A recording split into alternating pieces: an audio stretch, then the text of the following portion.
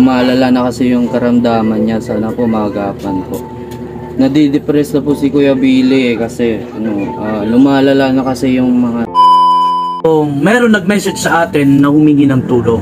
So bilang vlogger, kailangan ko rin tulungan. Ilang buwan na kasi na nakahiga na lang. So kailangan natin tulungan. Ang message sa akin yung kanyang nanay na tulungan ang kanyang anak para makarecover sa kanyang sakit. So wag na natin patatagalin pa. Nandito tayo ngayon sa Lapu-Lapu City, Barangay Puyat. Okay? So puntahan natin ang ating tutulungan. Halika. Okay mga idol, nandito na tayo ngayon sa bahay ni Kuya Billy, yung humingi sa atin ng tulong. Okay? So titignan natin kung andito yung pamilya niya. Opo. Opo. Ay, magandang hapon. Ay, ako pala si Gibis Aliandrino, yung taga Bacolod. Ito po yung bahay ni Billy, Kuya Billy. Kuya ko po. Kuya mo yan. Ikaw yung yung kapatid. Hindi kasi nag-message sila sa akin sa page ko na humihingi ng tulong si mama mo para sa kay Kuya Billy mo. Saan si mama mo? Si mama po lumabas bumili ng gamot ni Kuya. Lumabas yung mama mo bumili ng gamot. So wala dito yung mama ni Kuya Billy, yung pasyente, bumili ng gamot. Si Kuya Billy mo saan ngayon? Nandun sa kwarto po, nakahiga na lang. Nakahiga? Matagal na siya nakahiga dyan? Ilang buwan na siya hindi nakakalakad. Ano ba talaga yung sakit ni Kuya mo? Nakakaawa naman. So pwede ba namin punta dyan para at least matulungan na namin kung ano pangangailangan ni Kuya Billy mo para maibigan na namin? Okay? Ano nga pangalan mo? Si Daboy. Daboy. Sige. Andito sa So nandito sa kwarto guys. Puntahan natin guys. Ito po si Kuya Billy.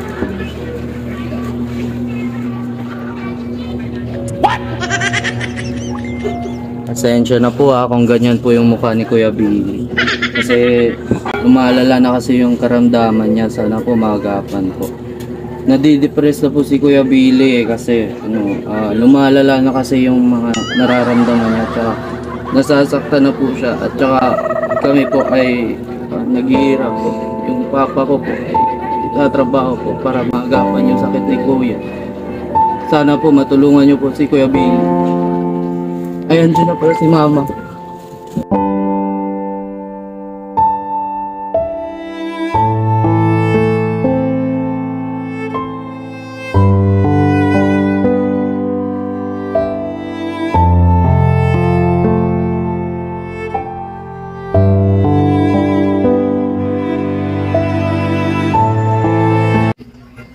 Kailan pa to nangyari kay Kuya Billy? At ano po yung dahilan bakit nangyari to?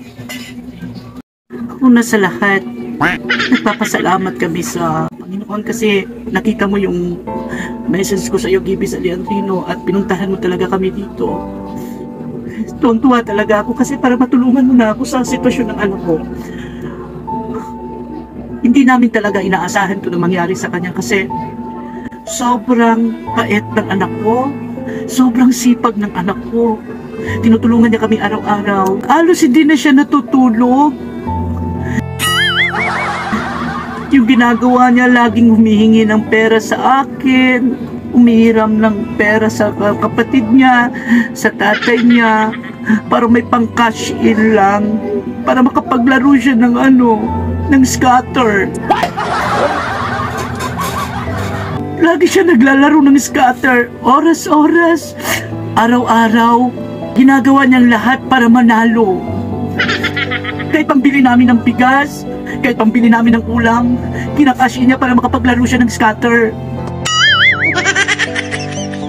Sobrang bait niya. Kahit hindi na kami makakain, kahit hindi na siya makakain, okay lang sa kanya. Yung mahalaga makascatter siya at makapanalo siya. Yung problema, 6 na buwan na, Gibis. 6 na buwan. Hindi talaga siya nanalo sa scatter.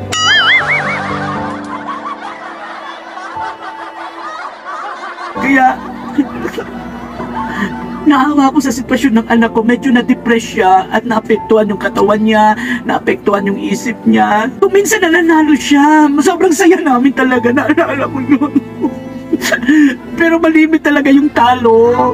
Malimit yung talo, kaya ayaw niya na lumabas kasi nahihiya siya kasi marami nang hiniraman niya para makapaglaro lang ng scatter. Kaya nag-message ako sa'yo kasi gusto kong matulungan mo siya para gumaling siya. Para makapaglaro naman siya maigi. Diba?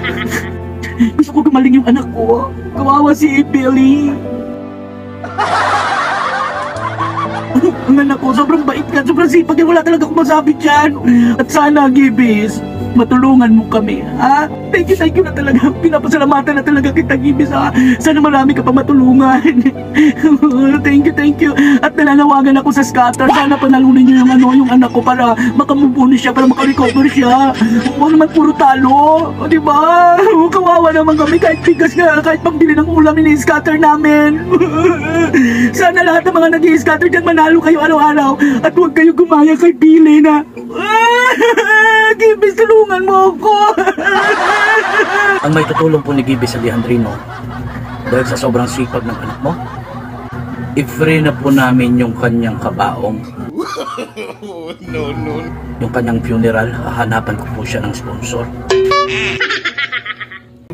Kape, asukal, lahat-lahat ng panglibing po. Ako na pong bahala. Kaya pala nagkasakit yung anak ko. Scatter ng scatter eh. Ang lupit naman, nag-message kayo sa page ko. Hihingi kayo ng tulong. Dahil pala sa pag-i-scatter ng anak mo.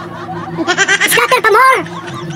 Nayupak naman to. Pumunta ako dito tapos tutulong ako. Tapos ganito yung mapupuntahan ko dito. Ayot!